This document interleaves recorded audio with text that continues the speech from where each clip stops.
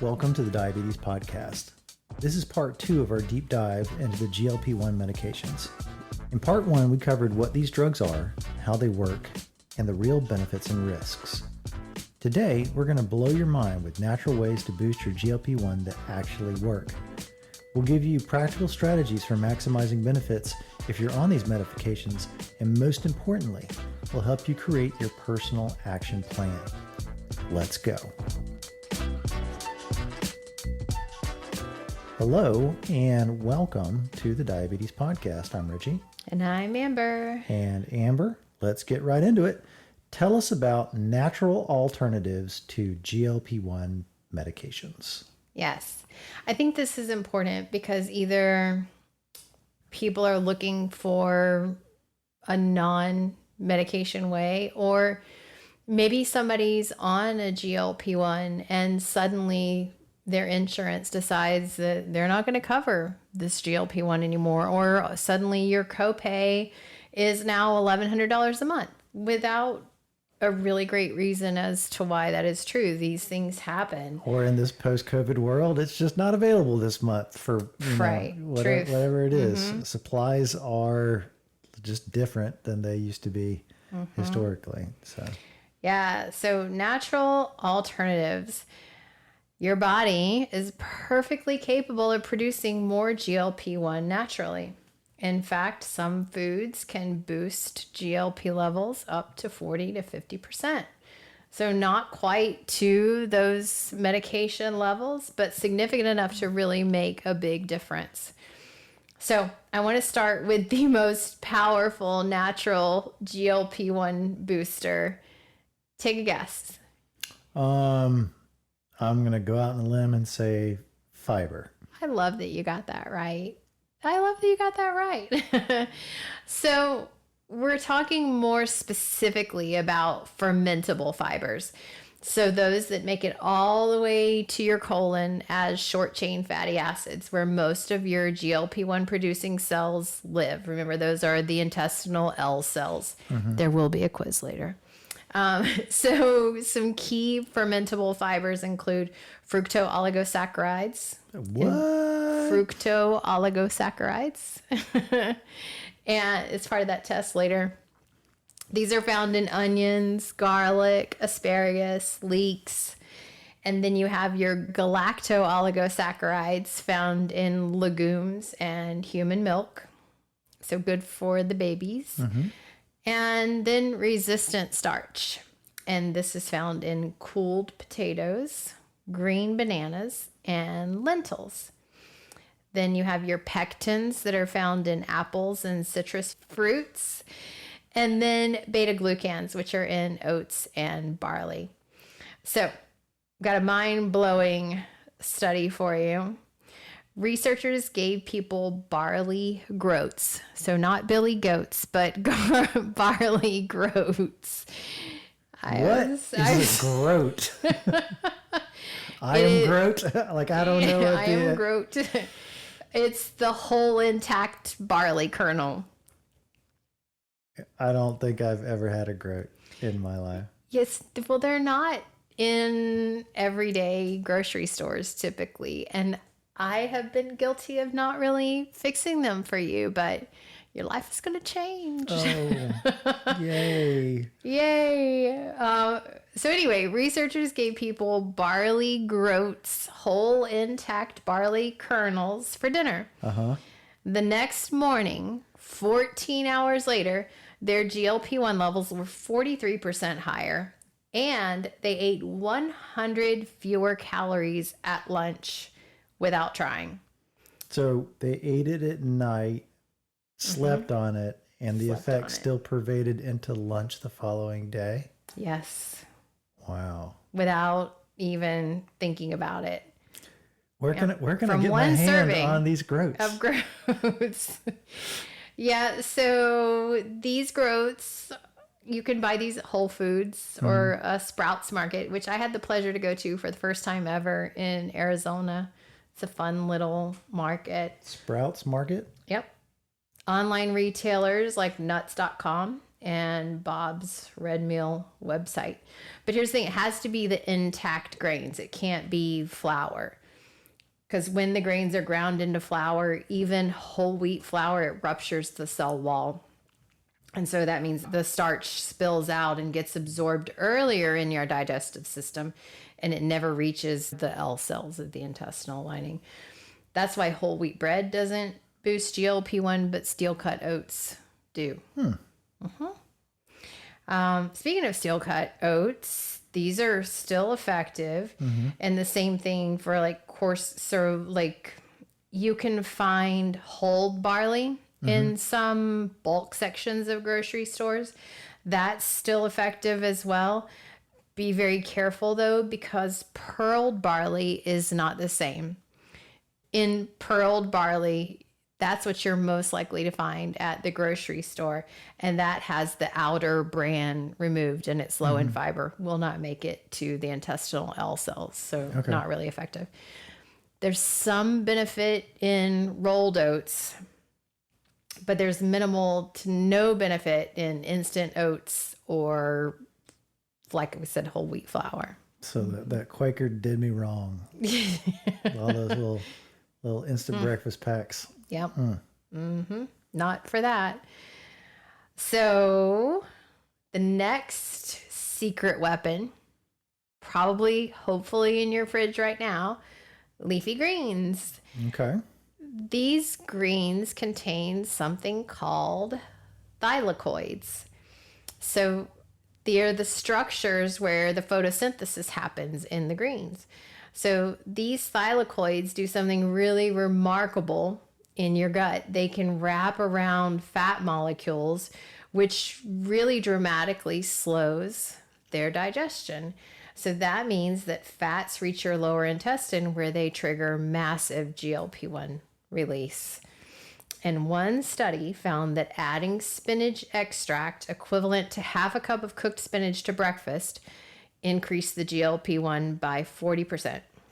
And it also reduced cravings for sweet snacks by 30%, reduced cravings for salty and fatty snacks by 35%, and made chocolate significantly less appealing. And that effect lasted 11 hours from a single serving.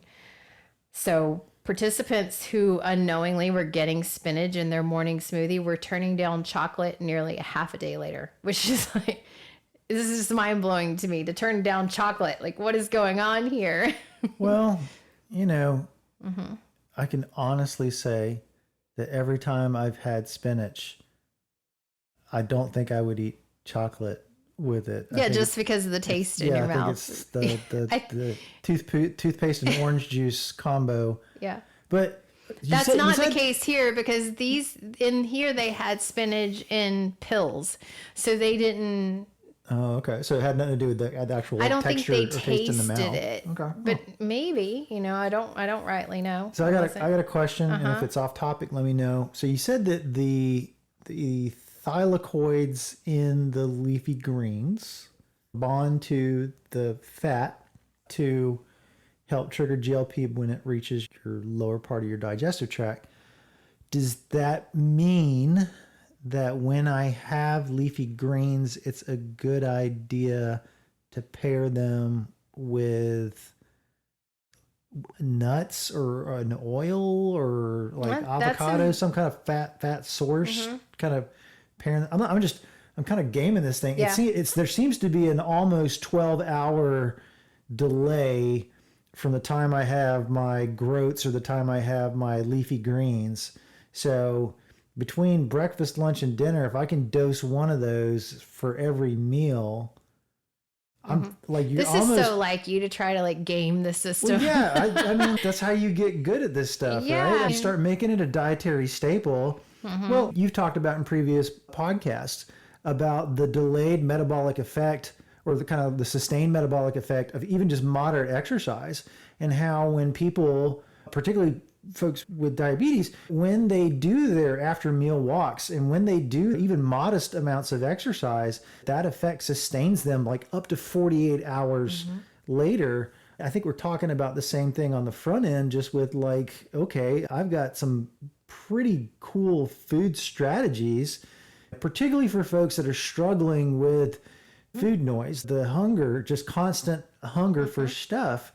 Like, this is some really cool tools to have in your arsenal to just start making it part of putting some groats or steel cuts oats for breakfast, and every some 14 hours have some groats, and every 11 hours have some spinach. But they kind of piggyback on each other. The effect is largely the same, and it's not unreasonable just to add them to spinach for breakfast, unless I'm pairing it with an omelet. It's kind of hard. So I mean, like, I don't. Breakfast is kind of the weird meal of the day. Where I don't know. Some people put it in shakes. Some weird people. Yeah, no, I'm just kidding. You have a shake that you put spinach in. I've done it, but since doing these episodes, I've transitioned to the steel cut oats in the morning because the fiber and protein profile of it. It's really the fiber profile is really quite good. So.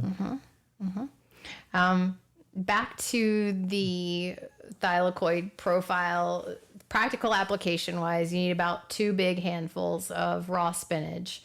So around 100 grams, 3.5 ounces of cooked greens daily for this effect. Now, does it have to could be spinach, kale, collards. Does it have to be cooked to get the... There is a perfect cooking level where they're really bright green that is going to have the maximum thylakoid content. Like if you cook them until they're that drab olive, dark olive green, not necessarily there. That's a fine line. It's a fine line. It doesn't mean that you don't get any beneficial properties from that, but for the maximum thylakoid content, you really want to see with your eyes. So not quite sautéed spinach then, but just lightly right as it starts to turn. Yeah, right as it starts to turn, kind of in there. I think we might need to do a video or something on this, because I'll let you do it. I saute the heck out of spinach like every time. That doesn't sound at all like the spinach I cook. Well, people who were getting it in their morning smoothie, that wasn't cooked. It was just dehydrated, So I think we're just talking about a different level and different effect, but you're still going to have some, So, yeah, and I didn't do that study. And I'm no thylakoid expert. I could probably look into that further. That's just preliminary stuff. Well, I think we're also splitting hairs. Just get the 2 handfuls of spinach into your meal. I saw one lady describe it as her brontosaurus time, and I really like that, where she just takes her hand like the brontosaurus neck and dunks it into the spinach bowl and just dom, and her little baby just thought that was hilarious. That's cute. But so brontosaurus time in the morning or at lunchtime, just get the leafy greens in. We'll figure out the best way to get the most out of it, but it's the most important thing is just get it in the mouth. Yeah. And as far as the muscle loss that can happen with GLP-1s, we talked last episode about a 40% lean body mass loss on these drugs. The right exercise protocol can not only prevent muscle loss, but actually enhance the medication's effects, which you would understand if you really understanding keeping the lean body mass on, but having a tool, the scaffolding that we often talk about with medication in the meantime, is really like you're going to lose the same amount of weight, but keep all the muscle, right? If you're doing some weight training, if I am resistance exercises. Submitting my body to stress that tells it to grow new metabolically active tissue, Yep. So that would be resistance training 3 times a week, really focusing on major muscle groups. So disclaimer time.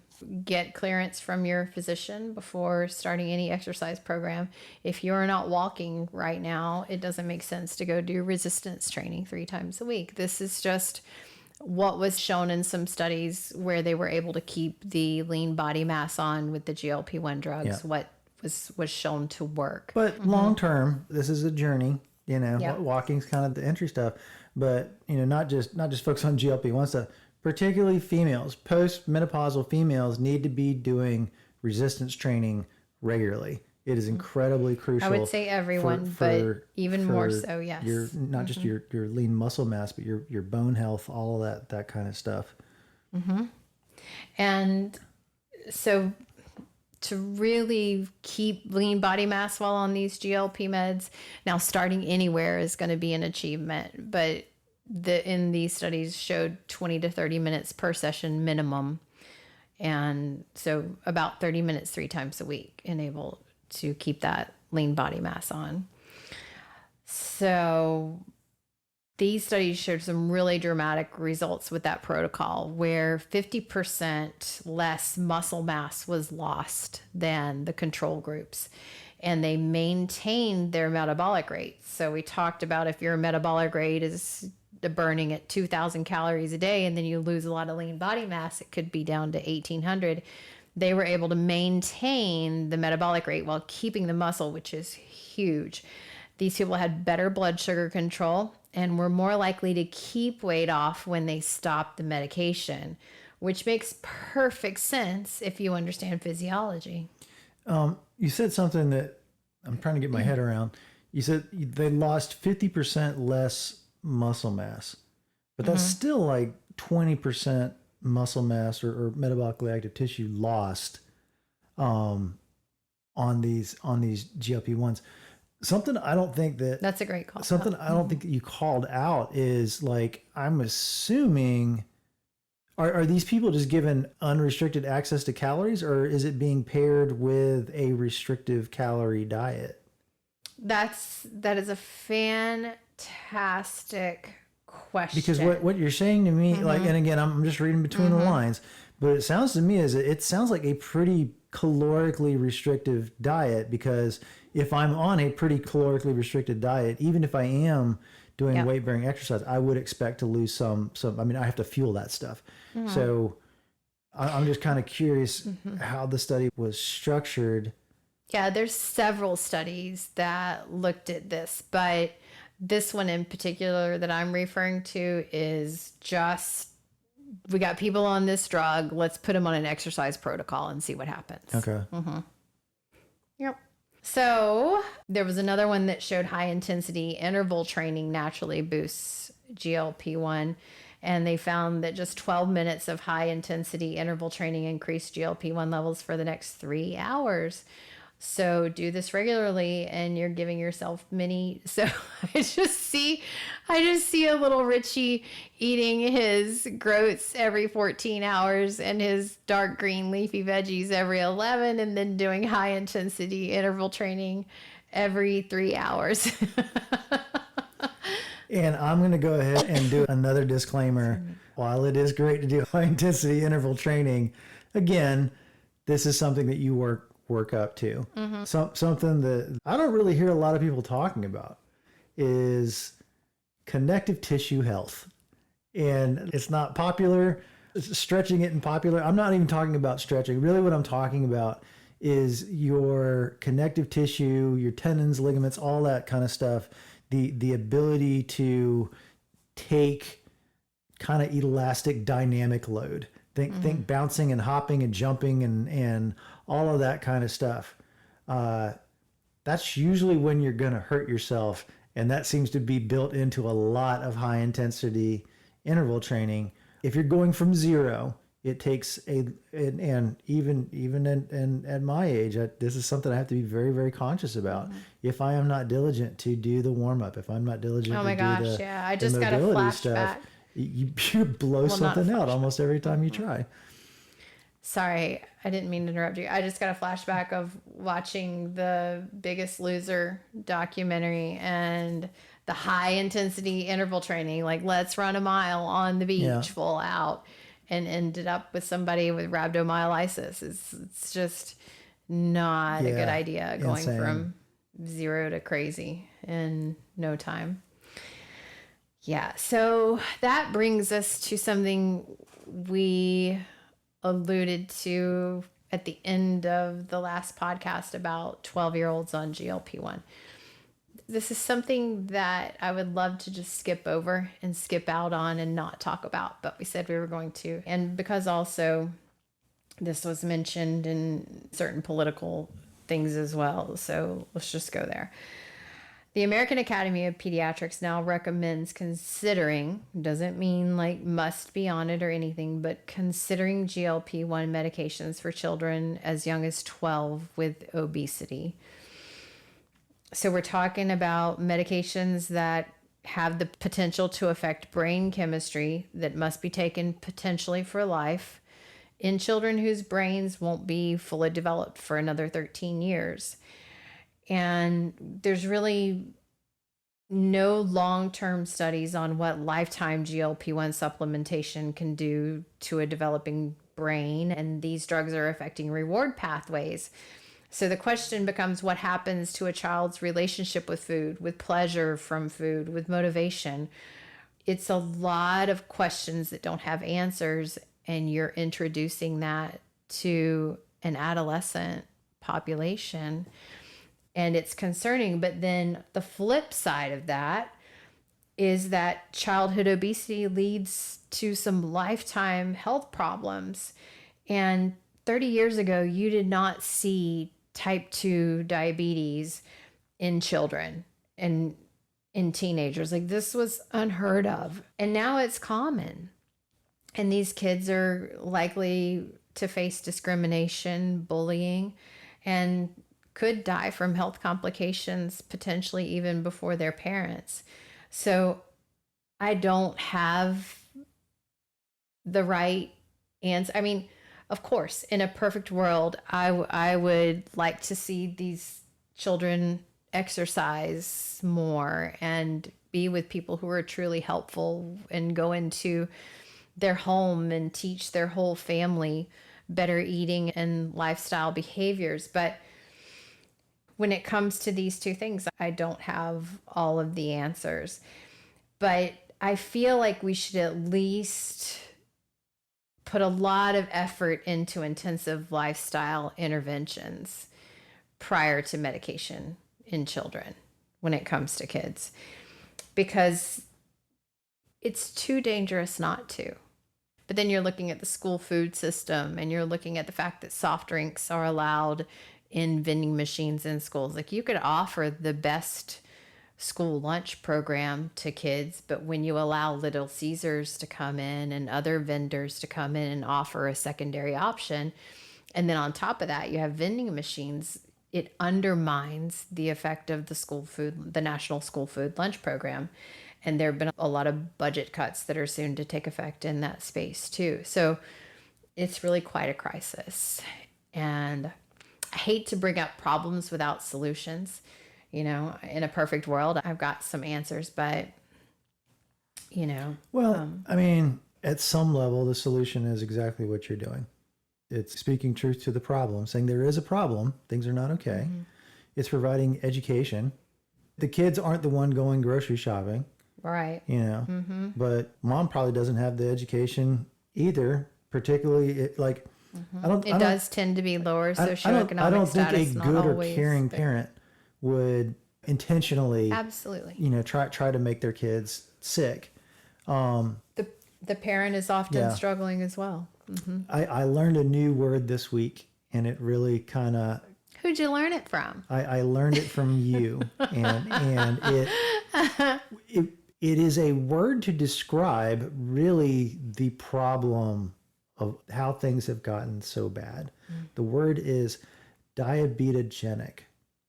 And what that means is a state of creating mm-hmm. or being conducive to diabetes. Mm-hmm. We now live in a diabetogenic environment. An obesogenic. Mm-hmm. Yeah. If you just normal American flip a coin, you're gonna get where. I mean, right now, mm-hmm. It boggles my mind that right now, 1 in 2, those are the numbers. 1 in 2 has type 2 diabetes or pre-diabetes. If you're an adult in this country, that's not random, right? To go from 1% to half in a lifetime means so much. It's not my lifetime. Not that old.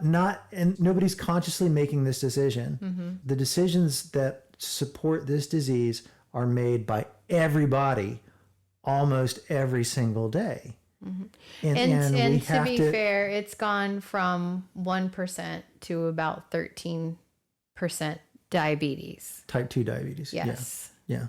No, not the diabetes plus pre-diabetes. I don't know that pre-diabetes was even a word in 1958. It wasn't.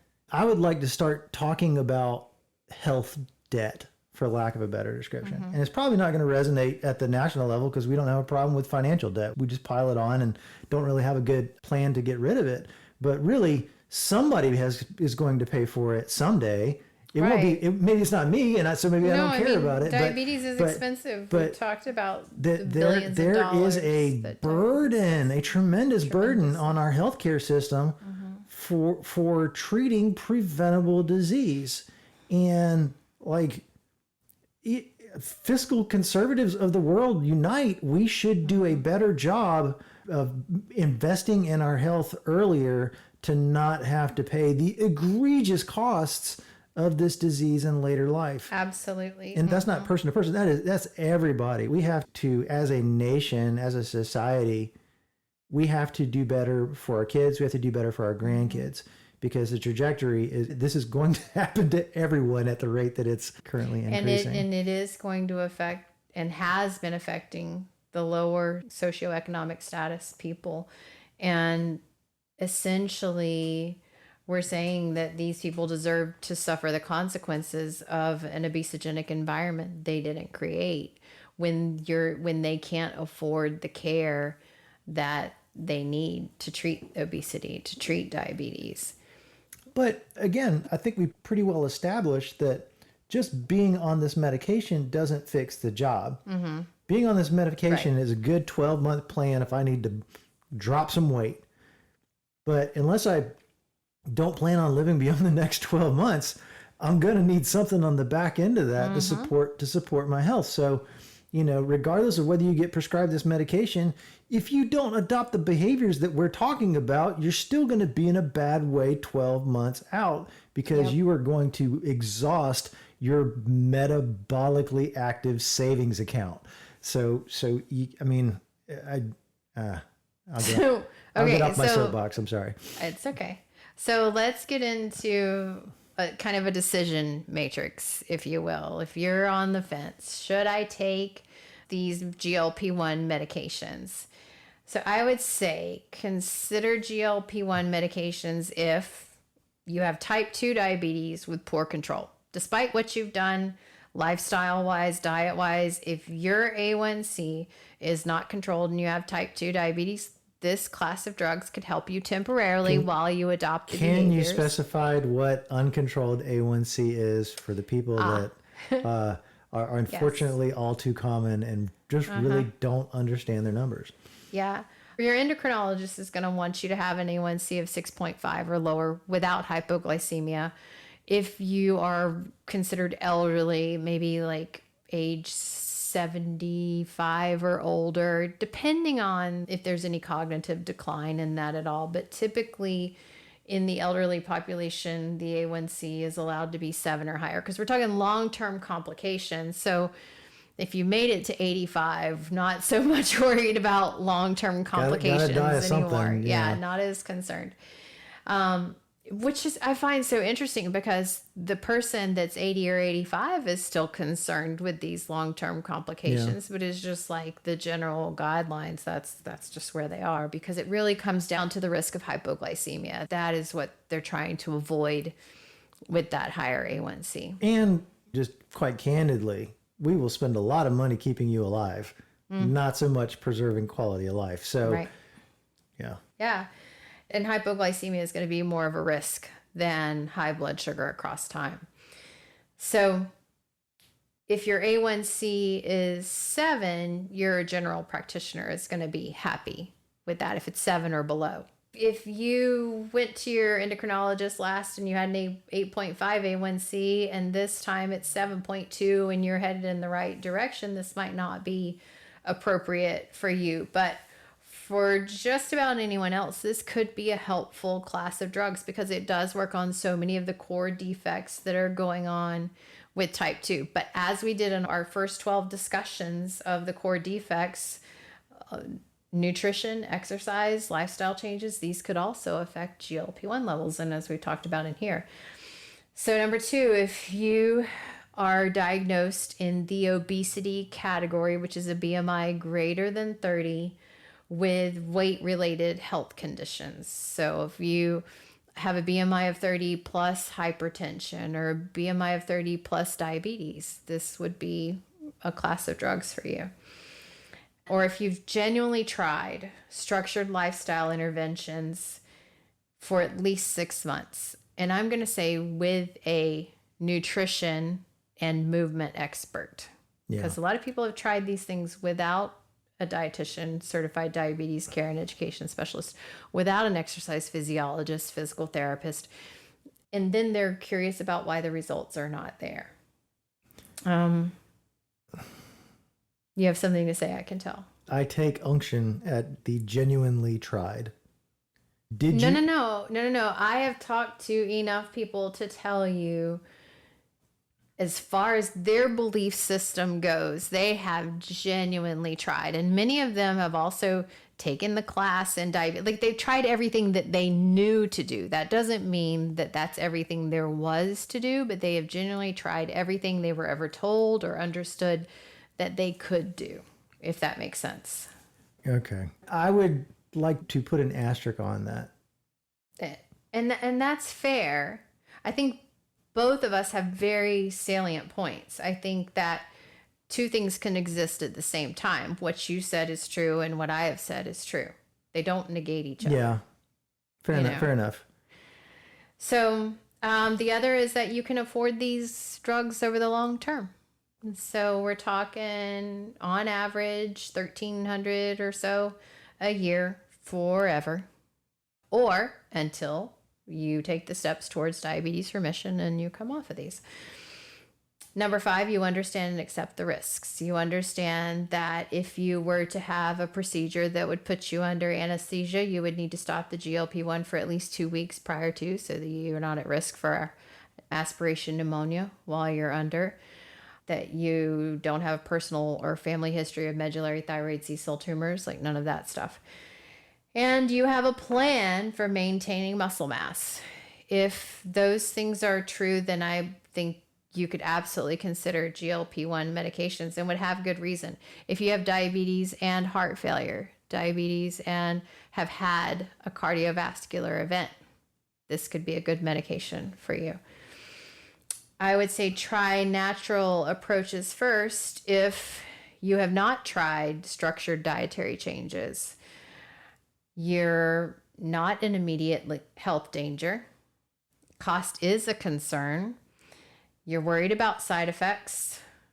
You're under 18 or over age 65, there's less safety data with it. So if you're a person under 18, if you're a person over age 65, the majority of people who've been studied with these drugs are not in that age range. So a very practical 90-day natural GLP-1 boosting protocol. Now we're talking. Let's go. Yes, the fun part. So I would say weeks 1 through 4 would be this is the pen and paper part we talked about last episode. A practical 90-day, like the first weeks 1 to 4, so 7, 28 days. You're going to add your 2 handfuls of dark leafy greens daily, or 100 grams cooked spinach, kale, collards. Grams? This is America. That's why I said 2 handfuls first. 2 handfuls not cooked. Then you cook them, you get about 100 grams. You don't have to reach in and grab your cooked spinach. Replace refined grains with your intact grains, your groats, barley groats, oat groats, quinoa. Add 2 tablespoons of ground flax seeds to meals. I've been doing that in the mornings with the steel cut oats the chia seeds. It's a great practice. And start with 10-minute walks after meals.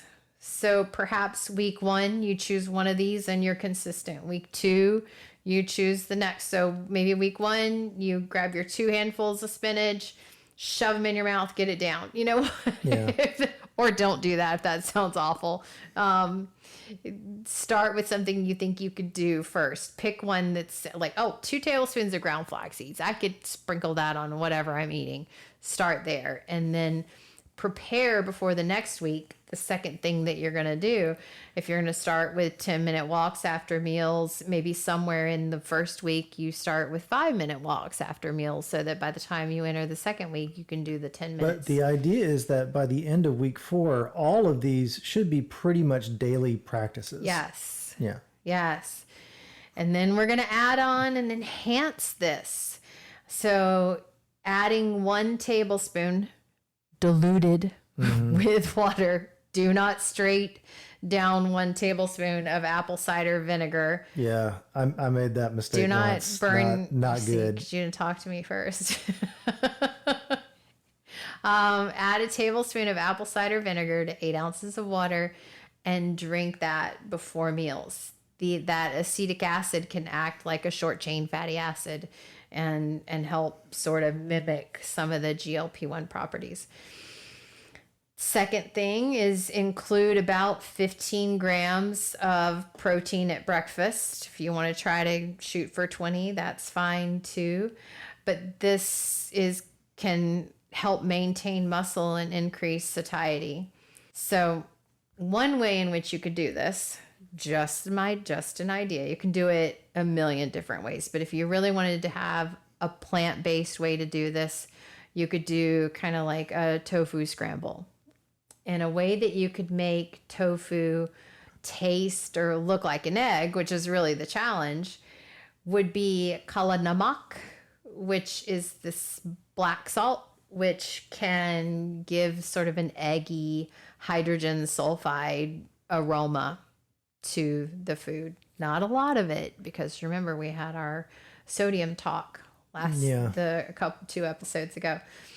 Add a little turmeric for some yellow color. It doesn't really impart much flavor, but it'll give you that kind of egg looking color. Using nutritional yeast to give more of that savory type taste. And then you could use garlic and onion powder and oregano, which can be helpful for your blood sugars and also for just seasoning and taste. If 15 grams is just the goal, rather than trying to fake the funk with trying to get tofu to taste like eggs, just straight up 1/4 cup of steel cut oats, 2 tablespoons of chia seeds, 2 tablespoons of ground flax seeds, add a cup of soy milk, put that in the fridge overnight. You're good. You've got 17 grams of fiber and almost 20 grams of protein right there. Yeah, there's a dozen ways to skin that cat. And add a little cup of fruit with that in the morning, and man, you're solid. Interestingly enough, your blackberries and raspberries have more fiber than, say, like your blueberries. So that's what I'm doing in the morning. Yeah, and that depends on how your body responds to carbs in the morning. Some people can have a really big glucose spike with fruits and more simple sugars at breakfast, just in general. But typically, the fat that can come from the chia seeds and the ground flax seeds can kind of blunt a lot of that effect, plus the fiber. It kind of blunts the spike that can happen there and make it where you don't have such a glucose response.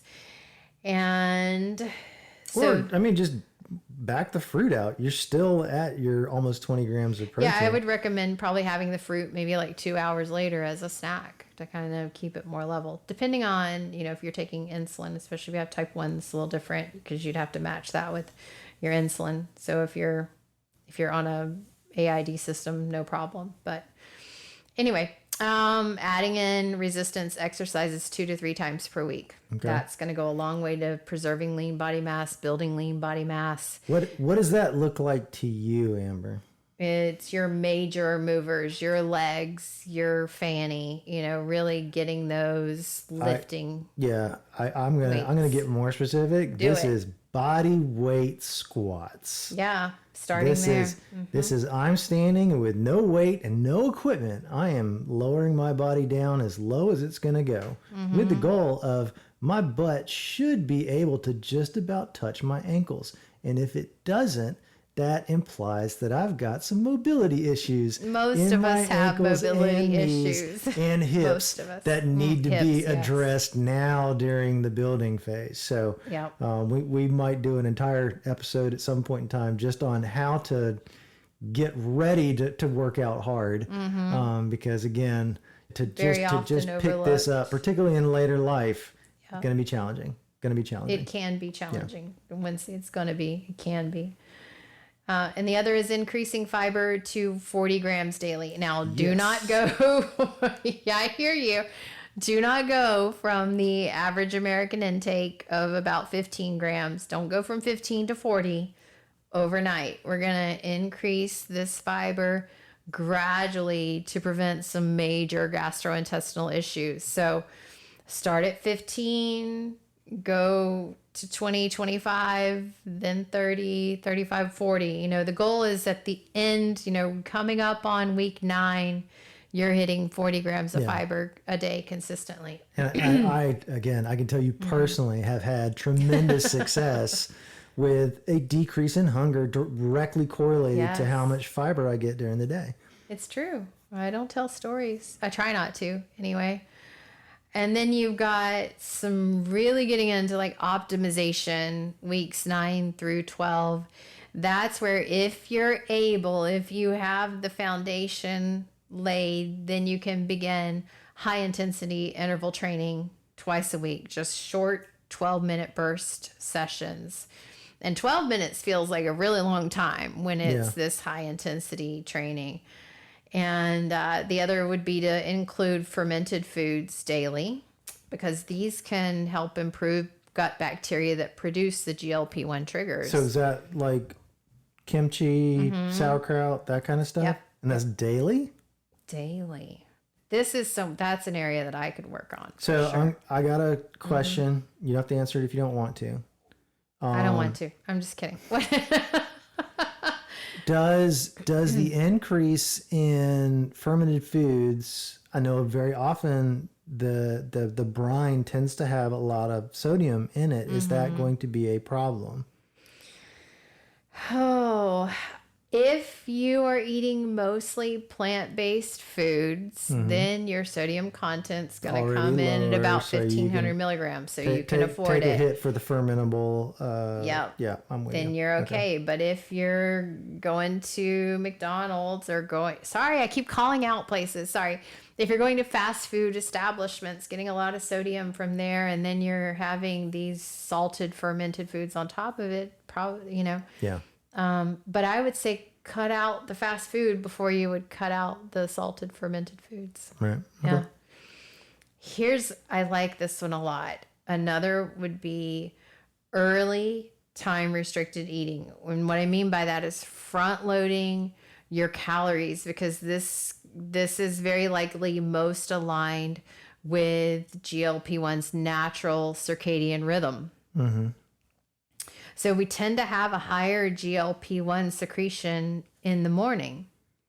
So if you can get in more of your calories in the morning, you'll have a better response to blood sugars and better there. So maybe opening up from like 8 a.m. to 6 or 7 p.m. for eating. Is this where really trying to get in some of those leafy greens at dinner just to give you that last little boost at the end of the day to get you through the night to the morning time when your body's going to naturally produce more of it? Is that...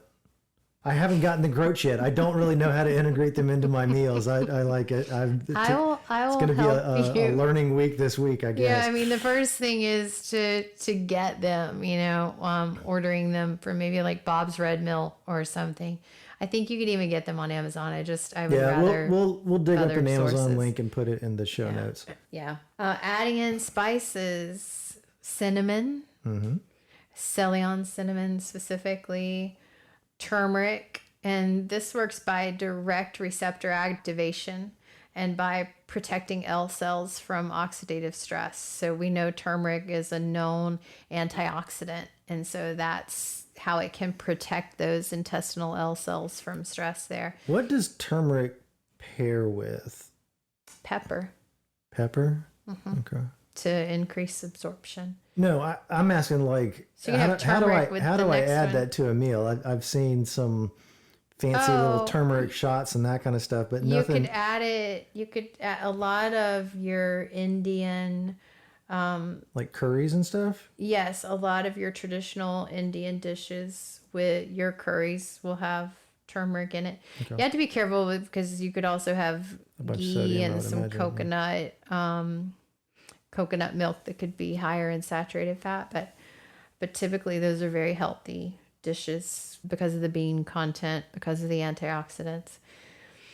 And cayenne, because that can also boost GLP-1. Mm-hmm. And so most of the, cinnamon, turmeric, cayenne, most of these studies have been done on rodents, and then you've got some smaller effectiveness studies in humans, but in general, the mechanism in which they work is pretty solid. So, and they're pretty inexpensive and could help. Weird question. Can I do too much with the spices? Oh, good question. Yeah, you could get a tummy ache, especially from the turmeric, if you have too much at one time. So kind of start out with a teaspoon, 2 teaspoons. I was more asking, is there a toxic level of any of these things? Where it's not so much toxic. It's more about what you could tolerate without before getting a stomach ache. Yeah, okay. You'd probably have more of a stomach ache than anything. And then try to track different markers. So waist circumference is a good one to track because that's going to show you any abdominal adiposity, like your visceral fat stores. You might not really see any weight loss or fat loss, but the circumference could decrease because you're losing some of that intra-abdominal fat. And then I say this with extreme caution. You could weigh yourself once a week, but as a dietitian, that is going to be something that could be more harmful than good.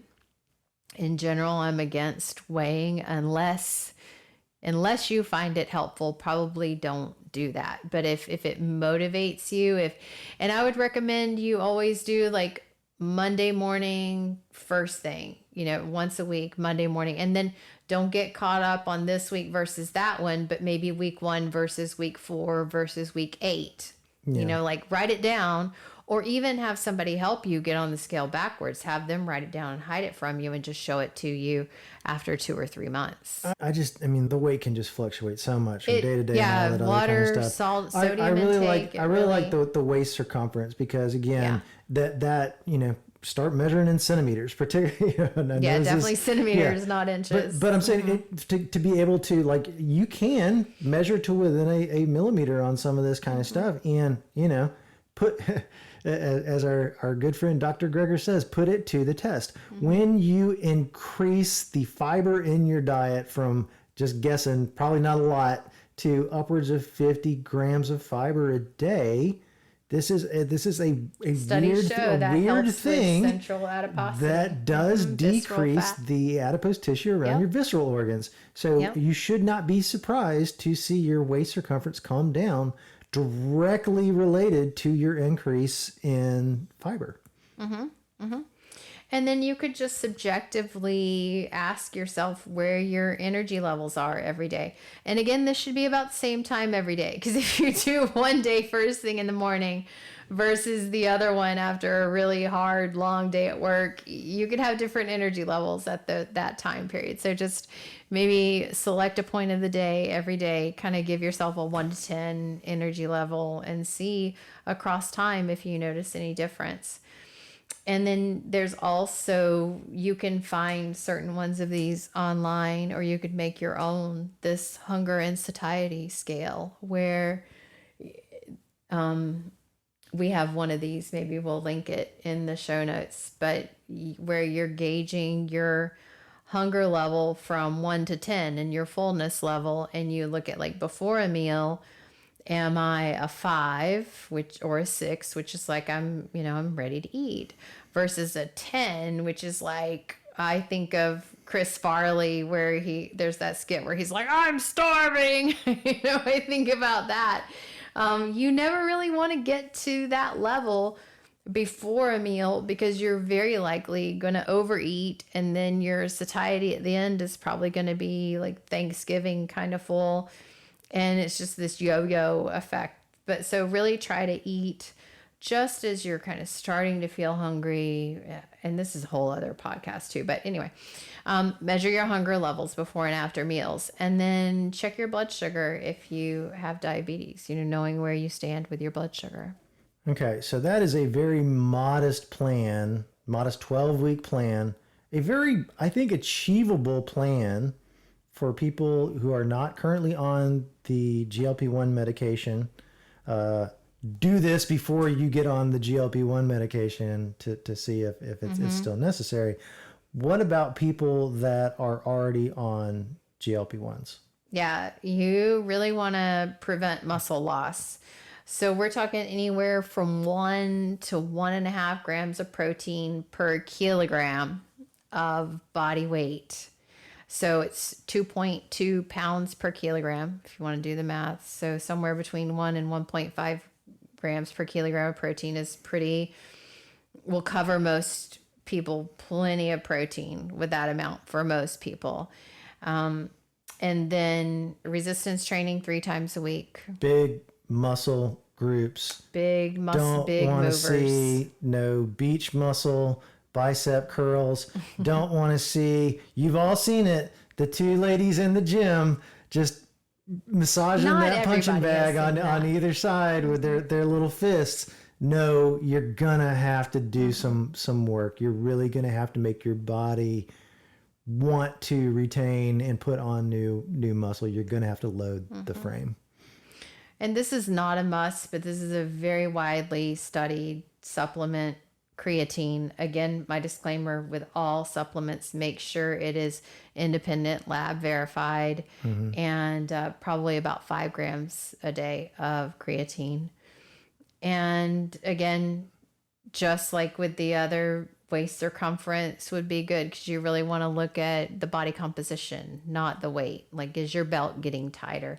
Do your clothes fit better? That kind of thing.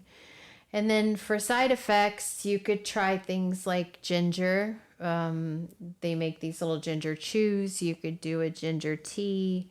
Having smaller, more frequent meals, avoiding really high fatty foods, fried foods, things like that. For constipation, you could increase fiber gradually. Yes. As you say that, I'm thinking, all right, so I'm taking a GLP-1 that's slowing my gastric emptying.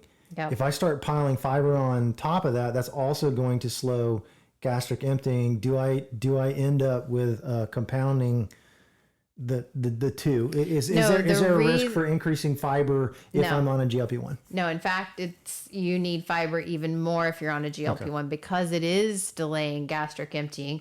You need the fiber to counter.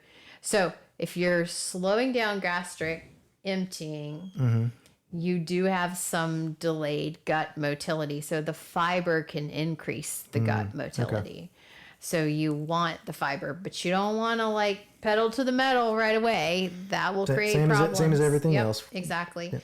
And you want to stay hydrated, because fiber can pull more water into the gut, especially in the colon. It pulls the water in. And so you want to make sure you're hydrated with that. And ensure adequate calories. You want to make sure, even if you're not hungry, you don't want to be going below like 1,000 to 1,200 calories. Even for males? Especially for males. But no, that's what I'm saying. Like you say 1,200 calories. I'm saying even for males. I said don't go below. Right, but I'm saying, in my mind, that 1,200 calories is still pretty restrictive, even for a small female. I would think. Yeah.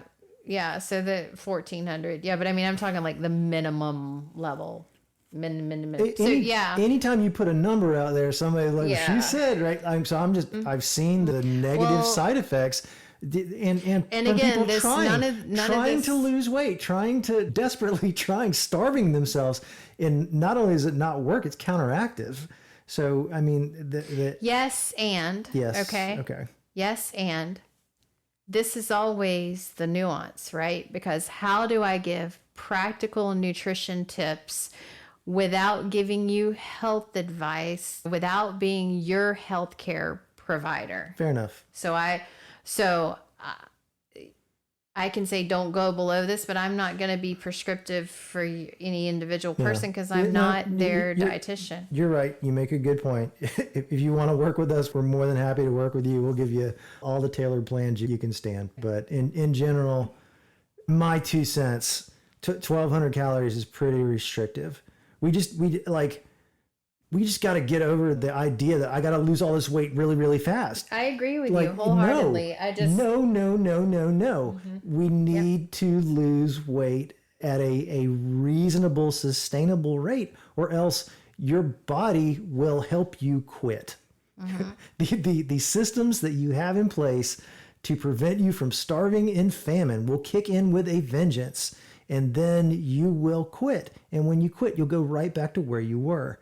So I would say 1,200, and again, you're far more qualified than I am, but that really seems low to me for most everybody. It is quite low.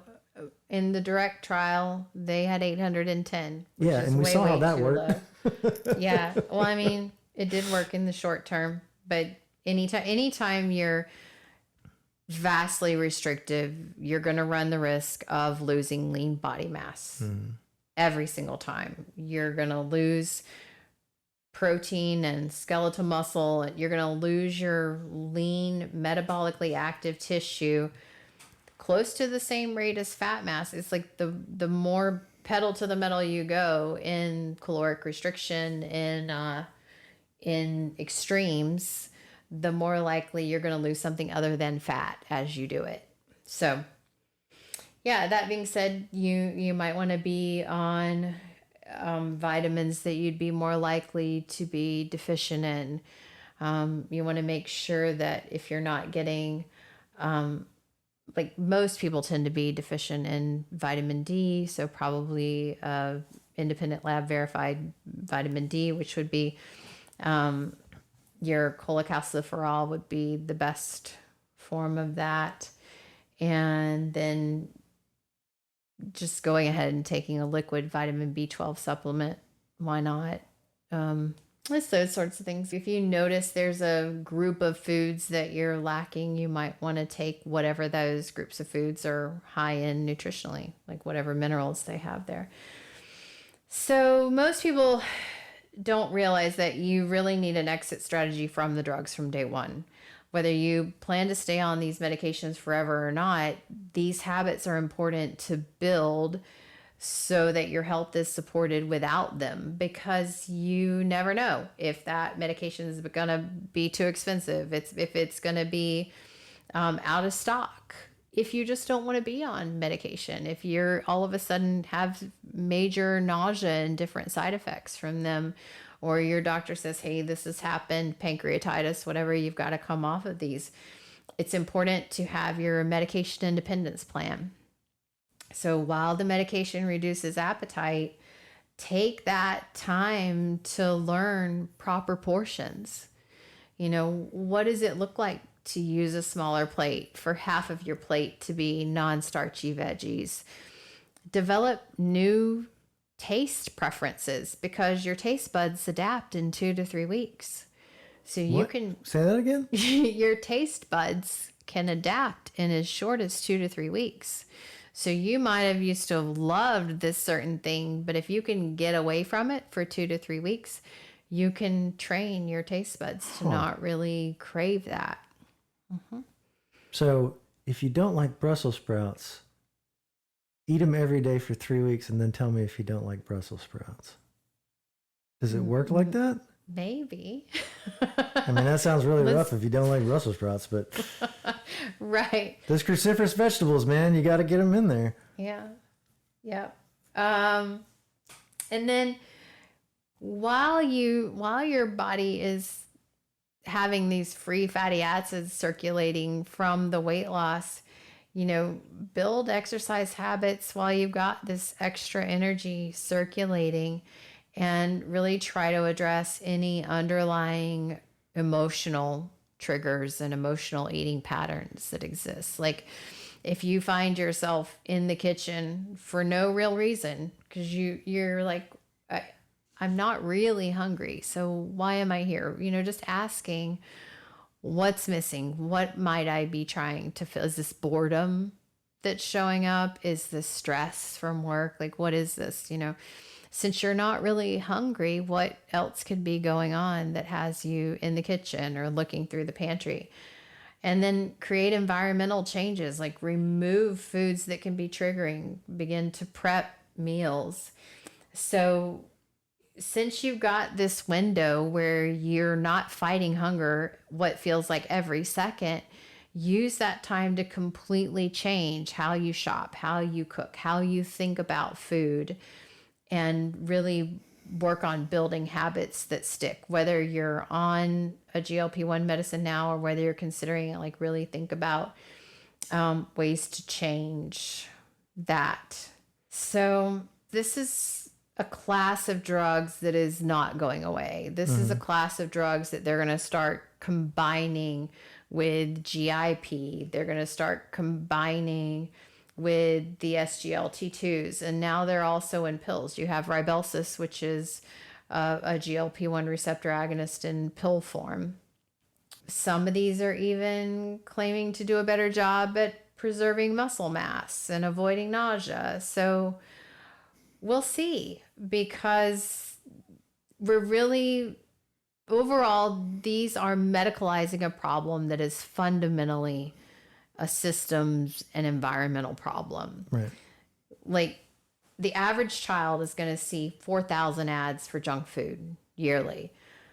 Processed foods are worked on by really intelligent food scientists to be addictive, to be highly palatable. We're in a capitalist society. They're going to try to sell you this food. And when it comes to ultra processed foods, so I'm not saying that healthy foods cost more than junk food, except when it comes to junk food. I think I said that right. So like rice and beans, incredibly cheap, high in fiber.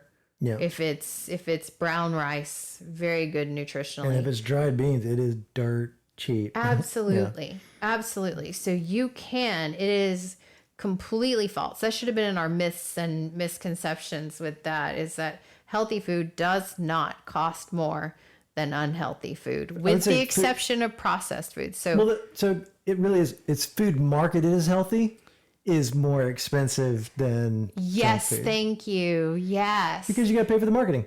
Yep. There's no marketing for dried beans. Yep. Never have I ever seen an advertisement for big Brussels sprout. Yeah, exactly. Where's Big Beans? I want to talk to Big Beans. I want Big Beans to sponsor our podcast. They really need to. They really do. We've been singing How their much praises do we for a talk minute about now. them? Yeah. Yeah. And most neighborhoods aren't walkable. I remember living in Boston for a summer, just being amazed. Like, you really don't need a car to live there unless you're going to visit relatives somewhere the T can't take you. But it was amazing that you could like bike or walk wherever. And in Florida, only if you want to get run over. It's really not that walkable. And many neighborhoods aren't, due to crime, due to so many factors with traffic patterns, different things. And then stress and sleep deprivation are normalized, almost like busyness, and lack of sleep is kind of like this badge of honor that we talk about. Well, like shift work didn't used to be. Oh my gosh, yeah. Right? I mean, you start messing with. I remember when stores were not open 24 hours, like poor Walmart employees, And like, I heard this and it's just, wow, giving everyone injections to cope with this toxic environment is like giving everyone gas masks instead of cleaning the air. That just What resonates. Why change when we can medicate? Yeah. Mm-hmm. Now, as I've said before, these medications can be life altering for people with diabetes and severe obesity. They are tools and they have a place. The tools are in the tool shed for a reason. Sometimes we need tools, but we also can work on the root causes of this. Yeah. And then when we think about systemic levels, because I think too much is on the individual, pull yourself up by the bootstraps and just do this. We're talking about subsidizing vegetables instead of corn syrup. Yeah. Restricting junk food marketing to children. Make cities walkable. Teach cooking and meal prep in the schools. Make healthy food the easy choice instead of the weird choice, So this is, I'm going to jump off now I've gotten on my soapbox. I warmed it up for you earlier. Yeah. Whew. Here's your action plan. If you have type 2 diabetes or obesity with complications, discuss GLP-1 meds with your doctors. Probably been the other way around, that your doctors talked to you about it before and maybe you weren't open to it for some reason. Try the 90-day natural protocol that we talked about while waiting. Mm-hmm. And then if you start the medication, follow the muscle preservation protocol, which is getting enough protein, making sure to do your weight training. If you're concerned about your weight, but otherwise healthy, so you don't have a diagnosis of diabetes, commit to the 90-day natural protocol first. Or if you do have a diagnosis, but your A1C is in that 6.5 to 7.2 or 3 range, and you're just not wanting to go here, track your results meticulously. Consider medication only if the natural approaches fail after genuine effort. And then we talked about, if you're on GLP-1 medications already, start resistance training as soon as you can. So if you can't do any kind of resistance training, ask for a physical therapy referral. Ask for help to get you some things that you can do, and use this time to really start to build sustainable habits and have a plan for if there's a shortage or if you can't stay on the medicine. So for everybody, focus on adding fiber-rich whole foods. Include health, like a lean protein at every meal, and move your body daily. Address sleep and stress. And one of my favorite sayings: this is a marathon and not a sprint. I would take it even further than that. Or it's a sprint and then a marathon. Like, you need to do healthy practices until you die. Mm-hmm. Like, even a marathon has an end to it. Mm-hmm. Start behaving like you want to have a high level of health for the rest of your life. Yep. There's no good season of health. It is something to work towards every day for the rest of your life. Yeah. There's no good standard of living in the absence of being healthy. Yeah, it's true.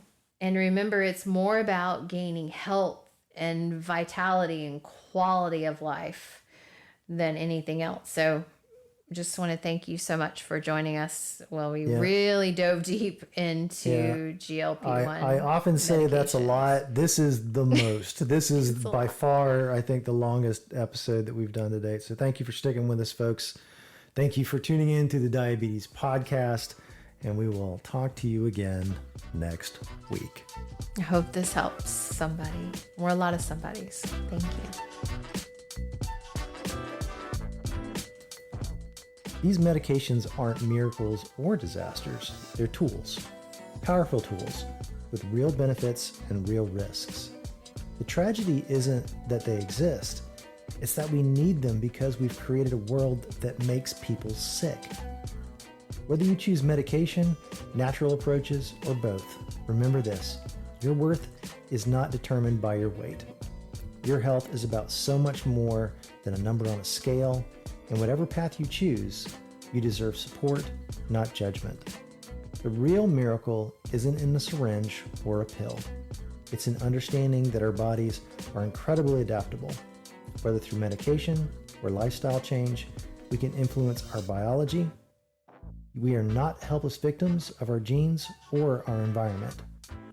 Take what you've learned today, talk to your healthcare team, make informed decisions. And remember, the goal isn't just to lose weight, it's to gain health, vitality, and years of quality life. Thank you for joining us in this deep dive into GLP-1 medications. If you enjoyed this episode, subscribe to the podcast to stay connected with the latest research, expert insights, and practical steps for going beyond managing diabetes and working towards type 2 diabetes remission. Until next time, take courage. You can do this, and we can help you.